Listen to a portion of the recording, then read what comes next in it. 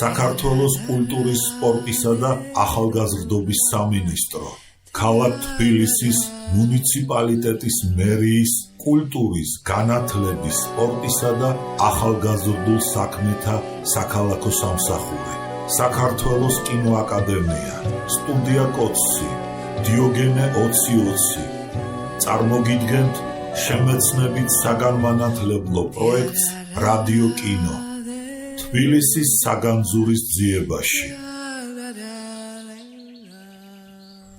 როლან თოფჩიშვილი, თეიმურაზ გვიმრაძე, ეთნოლოგიური თბილისი, თბილისის ტრადიციული ყოფა და კულტურა, თბილისის ტრადიციული ყოფა და კულტურა.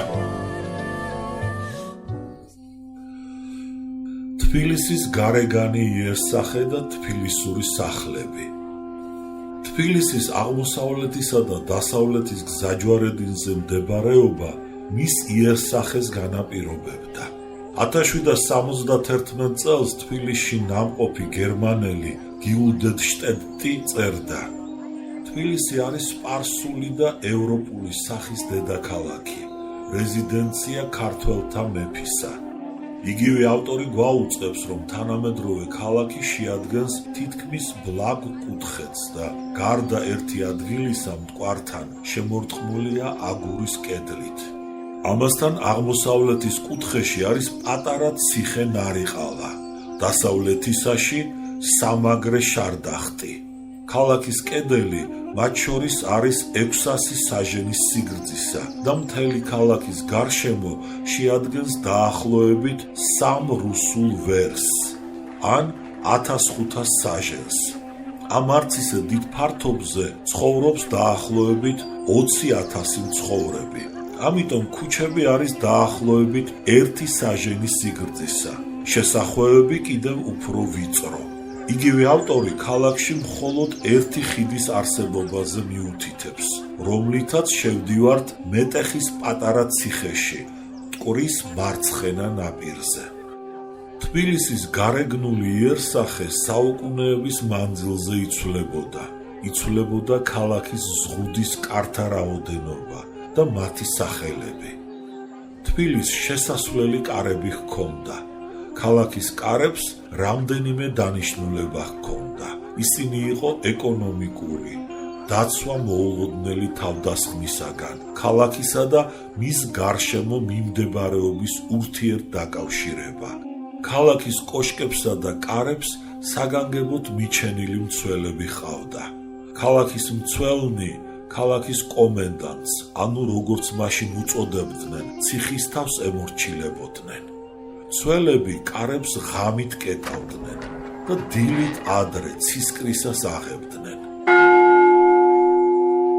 ქალაქის კარები ქალაქის საბაჟო პუნქტებს წარმოადგენდნენ. ქალაქის მცველებს დავალებული ჰქონდათ არა მარტო თვალყური ედევნებინათ შემოსული და გასული საქონლისათვის, არამედ ამ საქონელზე სათანადო ბაჟაც აეღოთ. მტკვრის მარჯვენა სანაპიროზე სამხრეთით თბილისში შემოსასვლელი კარები იყო: აბანოს კარი, განჯის კარი, დასავლეთიდან კოჯრის კარი, დიღმის კარი, ჩრდილოეთიდან მოედნის კარი, ქვემო წყლის კარი. მე-18 საუკუნის მეორე ნახევარში ქვემო წყლის კარის გაუქმების შემდეგ ქვემო წყლის კარის კართან მდებარე მუხრან ბატონის კარ-მიდამოს გაფართოება გაზრდის გამო მოედნის კარს შეეცვალა სახელი და ზემო წყლის კარი დაერქვა. მტკვრის მარცხენა სანაპიროზე თბილისის გალავანში 2 კარი იყო დატანებული. ავლაბრის კარი, ეს იყო მთავარი კარი, სადაც თავს იყრიდა ჩრდილოეთიდან და აღმოსავლეთიდან ჩამოსული ქალაქში შემოსასვლელი ყველა გზა და პატარა კარი, საიდანაც იწყებოდა ავჭალის დიდი გზა. თბილისის ყველა კარს თავისი მცველი, ბურჯი ან კოშკი ჰქონდა, სადაც იდგა საგანგებო მოხელე, მეკარე. ასევე ზოგიერთ კართან იდგა მებაჟე, რომელიც ზედამხედველობას უწევდა ქალაქში შემოტანილ საქონელს. მეკარე მეფის მოხელე იყო. ის ქალაქის ზღუდეში დატანებულ კართან იდგა. მეკარის მოვალეობა შეადგენდა ქალაქის კარში შესასვლელ-გამოსასვლელის, ქალაქში შეტანილ ან იქიდან გამოტანილ საქონელზე მეთვალყურეობა, რაშიც მეფესაგან ჯამაგირს იღებდა. საღამო ჟამს ქალაქში შესასვლელი ყველა კარი იკეტებოდა. დაგვიანებულ მგზავრს თუ ქარავანს ღამის გათენება ქალაქის გალავნის გაღმა უწევდა. ქალაქს ჰქონდა ნაღარახანიც.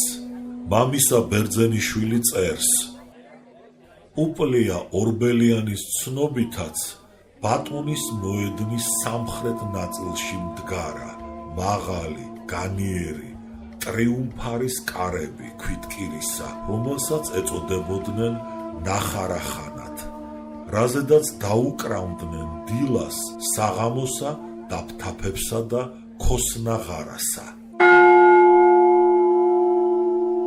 თბილისის იერსახეზე მნიშვნელოვან გავლენას ახდენდა მდინარეებსა და ვერეზე მრავალი წისქვილის არსებობა, რის შესახებაც ძველთაგანვე წერდნენ თბილისში ჩამოსული უცხოელი მოგზაურები. მტკვარზე ეგრეთ წოდებული მოცურავე მოტივტივე წისქვილები იყო განლაგებული. ასეთი წისქვილები ნავისმაგვარ ტივებზე იდგა. ნაპირზე კი მსხვილი ჯაჭვით იყო დამაგრებული. მე-19 საუკუნის მეორე ნახევარში გადაღებულ და ჩვენამდე მოღწეულ ფოტოზე კარგად ჩანს მტკვრის მარცხენა ნაპირზე ჩამწკრივებული ერთ ათეულზე მეტი წისქვილი. 1828 წლის გეგმაზე 17 მოტივტივე წისქვილია ნაჩვენები. იყო ისინი ჩუღურეთსა და კუკიაზეც. ასეთმა წისქვილებმა მე-20 საუკუნის 20-იან წლებამდე მოაღწია. ცურავი მოტივტივე წისქვილები ძალიან დიდი ხნის იყო. ყოველ შემთხვევაში პირველად ის მე-10 საუკუნის არაბულ წყაროშია დადასტურებული იბნ ჰაუკალის მიერ. თბილისში ტივებზე გამართული წისქვილების შესახებ მიუთითებდა აგრეთვე მე-13 საუკუნეში სპარსულ ენაზე სამყაროს საკვირველებანი უცნობი ავტორი. თბილისის იერსახეს ქმნიდა აგრეთვე გოგირდოვანი აბანოები, ბაზრები და სავაჭრო რიგები. მრავალრიცხოვანი სალოცავი სახლები, სახელოსნოები. თბილისის ტრადიციულ იერსახეს უარყოფითი დაღი დაასვა 1795 წელს აღა მაჰმად-ხანის შემოსევამ,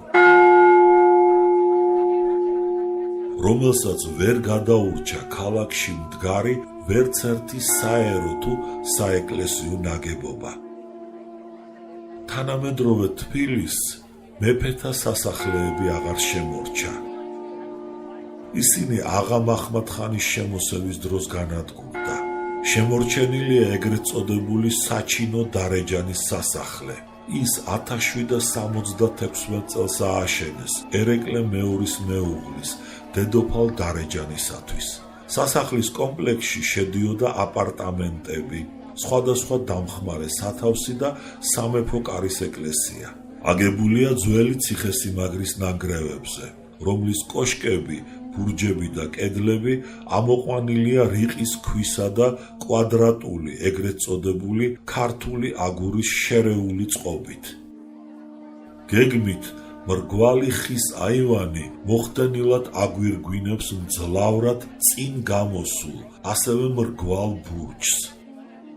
საჩინოში 1822 წელს მონასტერი იყო, ხოლო 1862 წელს სამაზრო სამრევლო სასწავლებელი და სემინარია სამღვდელოების ბავშვებისათვის. ძველი თბილისის მტკვრის კალაპოტი მეტეხთან ყველაზე ვიწროა.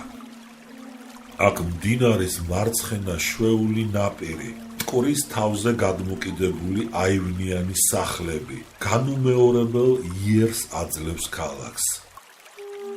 მეტეხის კლდის გასწვრივ განაშენიანებას მრავალი გადაკეთების მიუხედავად თავისი პირვანდელი და თვითმყოფადი იერი შერჩა. ესაა მეტწილად 2 სამსართულიანი სახლებისაგან შემდგარი რიგი. განაშენიანება, რომელიც აგვირგვინებს შვეულ კლდეს, მტკვრის კალაპოტის მარცხენა ნაპირსა და ვიწრო მოხდენილ რუისის ქუჩას შორის. თავისი მრავალრიცხოვანი აივნით, ლოჯიით, ტერასით, საყრდენი კედელით, საკიდული ბაღით, თბილისის ყველაზე საინტერესო და რომანტიკული ანსამბლია. დღეს აქ მეტწილად სასტუმროებია განთავსებული. ამ ვიწრო კალაპოტზე გადებული ხიდი ახლანდელი მეტეხის ძირში აკავშირებდა თბილისის მარჯვენა ნაპირს მარცხენასთან. შუა საუკუნეების თბილისის განაშენიანება ქაოსური იყო, ქუჩები ვიწრო და მიხვეულ-მოხვეული და აღმა-დაღმა მიმართული. თბილისის იერსახე ერთგვარად შეიცვალა მე-19 საუკუნიდან. დაიწყო ქალაქის ევროპიზაციის პროცესი. ამ ახალ იერს ბევრად განაპირობებდა მაღაზიების, დუქნების, ქარვასლების სიმრავლე. ძველი თბილისური ყოფა ადგილს უთმობდა ახალს, თანდათან ხდებოდა აზიური ელემენტების შემცირება და შევიწროება. მე-19 საუკუნის 20-იან წლებში თბილისში საფრანგეთის კონსულატმყოფი ჟოზეფ გაბმა აღნიშნავდა, რომ 20 წლის წინათ თბილისში აზიური წესჩვეულებანი იყო გაბატონებული. დღეისათვის ქალაქში რამდენიმე სასტუმროა. ერთს რესტორანი აქვს გახსნილი, 2 ფრანკს კი საფუნთუშე. 1827 წელს თბილისში ჩამოსული რიჩარდ უილბრაჰამი ქალაქის იერსახის კონტრასტულობას აღნიშნავდა. თბილისის ეს ნაწილი, ძველი უბნები, არქიტექტურითა და ხალხის ჩაცმულობით თლათ აზიურია. ბაზრის გრძელი რიგები ეროვნულ ტანისამოსში გამოწყობილი ქართველებითა და სომხებით არის სავსე. მოპირდაპირე მაღლობზე აგებული სახლები უკეთესია და ქუჩებიც უფრო ფართოა. ევროპული იერსახის იყო ახლად გაშენებული გარეთუბანი. მე-19 საუკუნის 90-იან წლებში თბილისში ნამყოფი ფრანგი მოგზაური ემილ ლევიე წერდა: მაღლიდან ქალაქი საღამოს ჟამს შვენიერი სანახავია. ასე მგონია ეიფელის კოშკიდან გადავცქერი გაჩირაღდნებულ პარიზს მეთქი. ევროპული მოძრაობა და სიცოცხლე თბილის არაკლია. ქუჩაში 1000-ნაირი ხალხი ირევა, რომელთა შორის გაარჩევთ რუსის ოფიცრებს, გლეხებს, ქალებს, პარიჟის უკანასკნელ მოდაზე მორთულთ და სხვა. ყველაზე უფრო ქართველებს ხვდებით, ჩერქეზულ ტანისამოსით მორთულებს. წელზე რომ ხანჯალი არ ეკიდოთ, ბერები გეგონებათ. 1830-იან 40-იან წლებში თბილისში 5-ჯერ ნამყოფი გერმანელი კარლ კოხი აღნიშნავდა: მე არ ვიცი სხვა ადგილი, რომელსაც ჩემზე ასეთი სასიამოვნო შთაბეჭდილება მოეხდინოს, იმიტომ რომ აქ, თბილისში, აღმოსავლური ხასიათი ევროპულის გვერდით საკმაოდ წმინდად არის შემონახული. ყველაზე ლამაზად მაინც მტკვრის ნაპირას ჩამწკრივებული სახლები გამოიყურება. განსაკუთრებით საღამო ჟამს, როდესაც მდინარეში 1000 ფერადი ნათურების სინათლე ირეკლება ხოლმე. მე-19 საუკუნის კიდევ ერთი ავტორის სიტყვები უნდა მოვიხმაროთ. ესაა ყაჯართა დინასტიის წარმომადგენელი მაჯდ ალ-სალტანე. ქალაქის შუაში რამოდენიმე ბულვარია, სადაც სახელმწიფო დაწესებულებათა უმრავლესობაა. სამხედრო და ქალაქის მუზეუმები, სასტუმროები, ლონდონი, კავკასია, ვერსალი, გრანდ ოტელი, ორიანტი, მაჟესტიკი, ეკლესიები, თეატრები, ცირკი, საზოგადოებრივი კლუბები, ბულვარზე ლამპიონებია. ავტორი იხსენიებს ტელეფონს, ტრამვაის, ყველა ცნობილ ქუჩაზე ტრამვაის ხაზია, ეტლებს 3000 გასაქირავებელ ეტლს, ველოსიპედებს, ეტლებსა და კარეტების დამამზადებელ ფაბრიკებს, რომელთა ნაწარმი ირანშიც გააქვთ. ჯარის სადგომებს, ჯარს, მათ ტანსაცმელს, სათესი მანქანების დამამზადებელ ქარხნებს, სამკურნალო დაწესებულებებს, აბანოებს, ორბელიანის აბანოს, აფთიაქებს, ზუსტი ხელსაწყოების მაღაზიებს. ქალაქის ძველ ნაწილში თუ კვლავ აგრძელებდა ცხოვრებას შუა საუკუნეებისათვის დამახასიათებელი სხვადასხვა პროფესიის მიმდევარი, ახალ ნაწილში კი ძირითადად არისტოკრატია, ინტელიგენცია, მსხვილი მეწარმეები და დიდ ვაჭრები ცხოვრობდნენ. მე-19 საუკუნეში აიგო ისეთი მნიშვნელოვანი შენობები, როგორებიცაა ოპერის თეატრი. ოპერის პირველი თეატრი დღევანდელი თავისუფლების მოედანზე, საკრებულოს მიმდებარე ტერიტორიაზე 1851 წელს გაიხსნა. დღევანდელი შენობა კი 1874 წელს აიგო იტალიელი არქიტექტორის ჯოვანი სკუდიერის ხელმძღვანელობით. რუსთაველის თეატრი, საარტისტო საზოგადოება დაარსდა 1887 წელს. მის სარდაფში მოწყობილი იყო რესტორანი ქიმერიონი, მწერალთა და მხატვართა თავშეყრის ადგილი. კონსერვატორია აშენდა 1904 წელს. მწერალთა სახლი, დავით სარაჯიშვილის სახლი აშენებულია 1905 წელს. საკრებულოს შენობა, მე-19 საუკუნის დასაწყისი, უზენაესი სასამართლო, 1894 წელი, მარჯანიშვილის თეატრი, სახალხო თეატრი დაარსდა 1902 წელს, საქართველოს ხელოვნების სახელმწიფო მუზეუმი, ზუბალაშვილების სახლი. 1837 წელს ამ სახლში თბილისში ჩამოსული რუსეთის იმპერატორის ნიკოლოზ I-ის საპატივცემულოდ მეჯლისი გაიმართა. მე-19 საუკუნის გაევროპელებული თბილისის სურათებს აღწერს რუსი მწერალი დენკელ-ველინგი, რომელიც თბილისში 1860 წელს იმყოფებოდა. მას მოყვანილი აქვს 1864 წლის სტატისტიკური მონაცემები ქალაქის მოედნების, ქუჩების, მიწისქვეშა არხების, ბაღების შესახებ. ამ დროისათვის თბილისში ყოფილა 212 ქუჩა და 10 მოედანი. აქედან მოკირწყლული იყო 56 ქუჩა და 5 მოედანი. სხვა ცნობით თბილისის ქუჩების მოკირწყლა 1867 წელს დამთავრებულა. 1860-იანი წლებიდან ინტენსიურად მიმდინარეობდა წყალსადენი მილებისა და კანალიზაციის გაყვანა. დუნკელ-ველენგი გაზის ფარნების შემოღების შესახებაც წერს. თბილისის ხიდები, ქუჩები და მოედნები ნათდება ამჟამად 302 ფარნით, რომელსაც აქვს კაშკაშა სინათლე. გაზს ღებულობენ სითხის ნავთობის წვის შედეგად. შუა საუკუნეების თბილისში საცხოვრებელი სახლები ძირითადად ორგვარი იყო: დარბაზი და მიწური ბანიანი სახლი. ვახუშტი ქალაქური სახლების შესახებ ამბობს, რომ სახლნი ნაშენნი არიან ქვატალახითა და გალესილი გაჯით, ზოგთა სპარსთა რიგისა, ზოგთა ქართული. გიულდანშტენდიც ფაქტობრივად იგივეს ადასტურებს. სახლები ნაგებია აგურისა და ფილაქნებისაგან, თიხანარევი კირით, ერთსართულიანი, დაახლოებით 15 ფუტი სიმაღლისა, სახურავები სწორი, თიხით დაფენილი.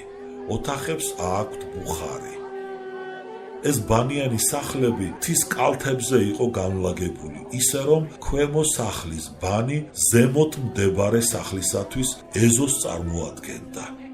თბილისის გალავნის შიგნით 600 ბანიანი სახლის არსებობის შესახებ მიუთითებს თურქი ევლია ჩელები, მე-17 საუკუნე. როგორც მამისა ბერძენიშვილი მიუთითებს ვახუშტის. სპარსული რიგით ნაშენი სახლი თბილისურ დოკუმენტებში მოხსენიებულია შირვანული სახლის სახელწოდებით, ხოლო ქართული რიგის სახლი დარბაზის სახელწოდებით. შემდეგ კი ტიპური იყო აივნიანი სახლი.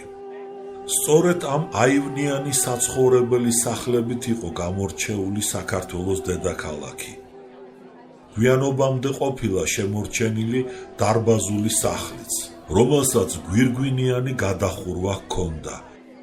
მაგალითად ცნობილია ფორაქაშვილების დარბაზი. ფორაქაშვილების დარბაზი მეტეხის უბანში მდებარეობდა. გერმანელი მხატვრის კარლ ცაარის ნახატიდან 1903 წელი. ჩანს, რომ ფორაქაშვილების დარბაზს ჰქონდა 12 წახნაგოვანი გვირგვინი, 2 მაღალი, წვრილი დედაბოძი, კედლის განჯინები და თახჩები. გლეხური დარბაზისაგან განსხვავებით აქ კერა არ არის. ინტერიერის არქიტექტურა მხატვრულად დასრულებულ ხასიათს ატარებს და ქართული ხუროთმოძღვრების ჩამოყალიბებულ ნიმუშს წარმოადგენს. დამახასიათებელია აგრეთვე ფორაქიშვილების დარბაზის განლაგება რელიეფზე, საფეხურისებური, ისე რომ ქვემო სახლის ბანი ზემოსათვის ეზოთ იყო გამოყენებული. თბილისური დარბაზების არსებობა მე-19 საუკუნეში შეწყდა. დარბაზებისათვის ყურადღება ალექსანდრე გრიბოედოვსაც მიუქცევია. 1828 წელს თავის ჩანაწერებში ხაზს უსვამს ადგილობრივ კლიმატურ პირობებში დარბაზის უპირატესობას ახალ ნაგებობებთან შედარებით.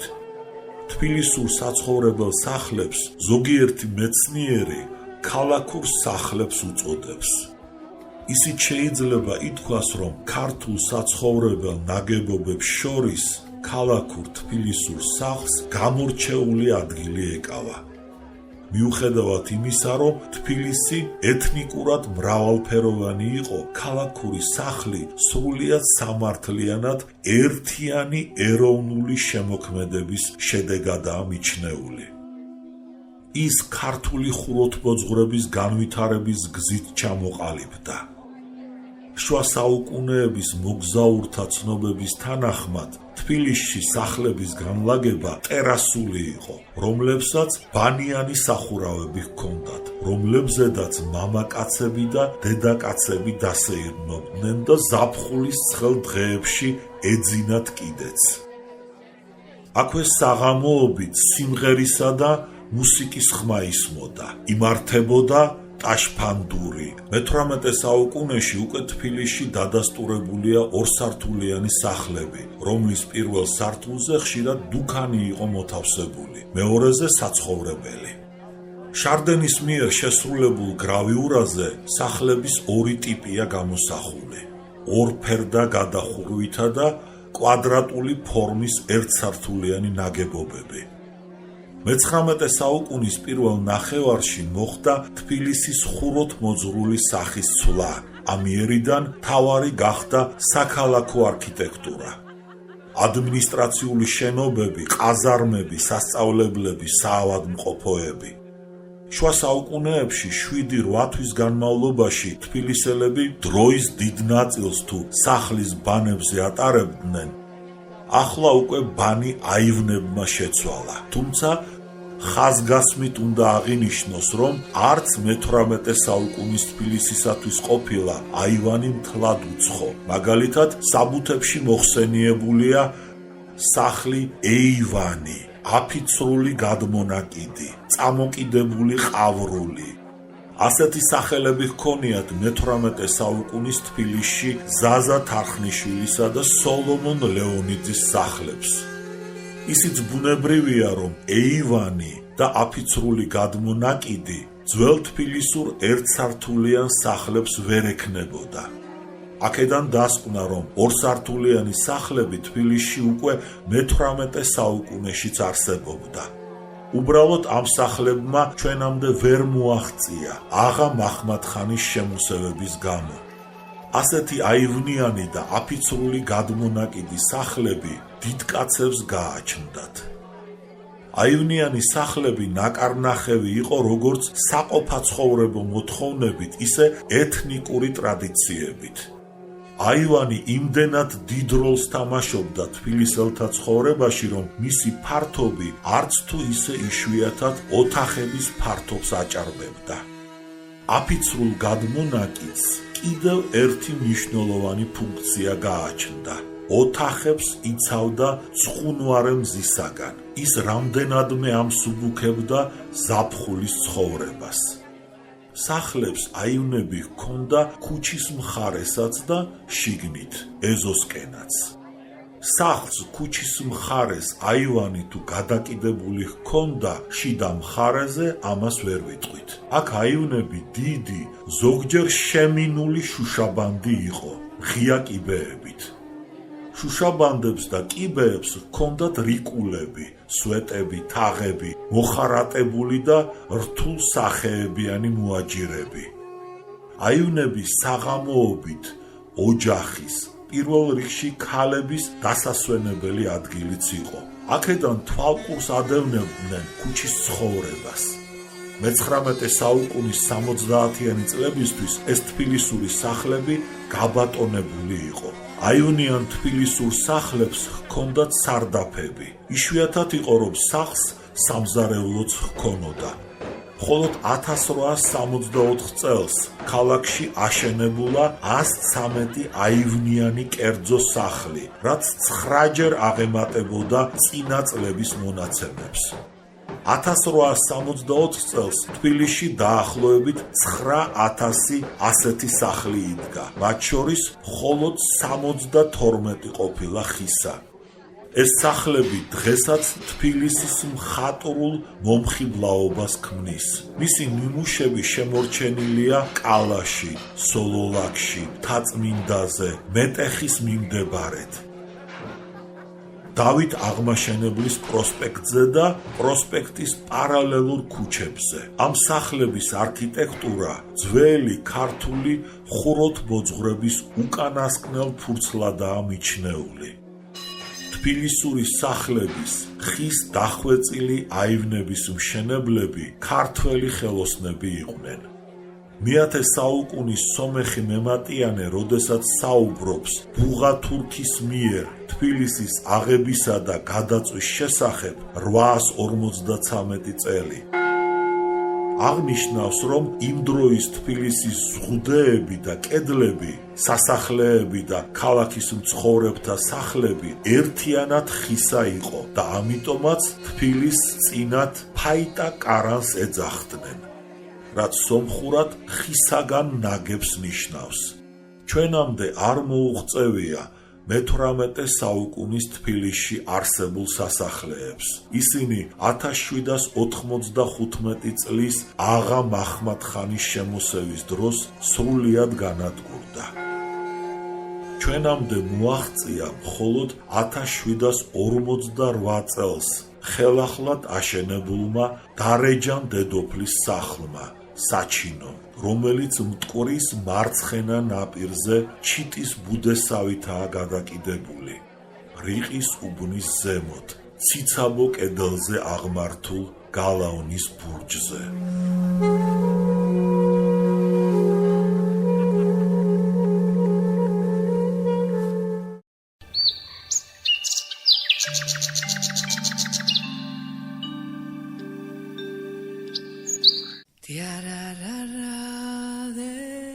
დასასრული. პროექტის ხელმძღვანელი კობა ცხაკაია. პროექტზე მუშაობდნენ ნინო ჩხიკვიშვილი, ლევან ლომთათიძე, იოსებ მჭედლიშვილი, ნინო მღებრიშვილი, ლევან და ირაკლი ცხაკაიები, ქეთევან თოდუა, თამთა ლაგვილავა, გიორგი ნინოშვილი, მარიამ მატისვანიძე,